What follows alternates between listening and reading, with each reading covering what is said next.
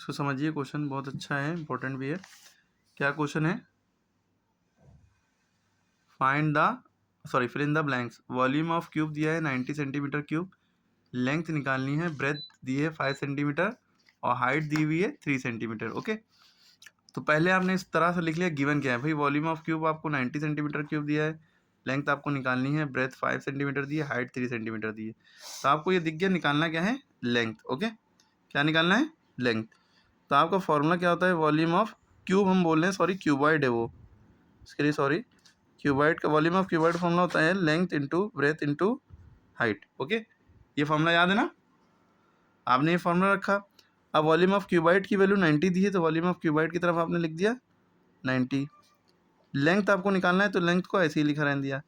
Breath आपको दी हुई है 5 सेंटीमीटर, ये भी आपने ब्रेथ की जगह लिख दिया। इंटू हाइट आपको दी है 3 सेंटीमीटर, ये भी आपने लिख दिया।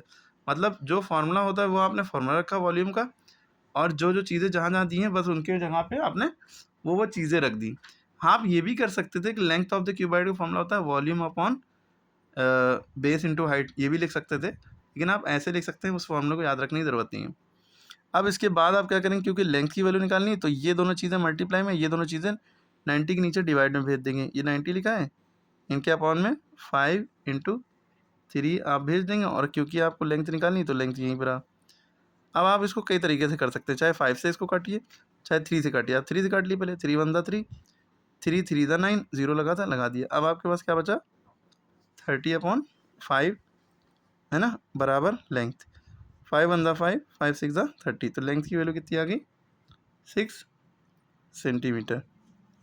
ओके, क्लियर होगी बात? लेंथ की वैल्यू 6 सेंटीमीटर आ गई। अब इसके बचे हुए सवाल आप करिए। आपकी वॉल्यूम ऑफ क्यूबॉइड निकालना है, आप लेंथ ब्रेथ हाइट तीनों दिए, आप यही फॉर्म रखेंगे, volume of cuboid length breadth height रखेंगे, लेंथ ब्रेथ हाइट तीनों की वैल्यू रखेंगे, तीनों मल्टीप्लाई कर देंगे।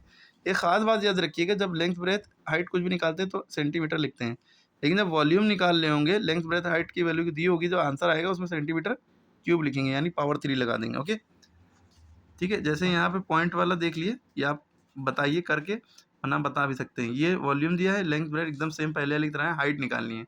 अब इन दोनों चीज़ों को नीचे भेज देंगे डिवाइड में इसके, बस आंसर आ जाएगा। कमेंट में आंसर बताइए दोनों के।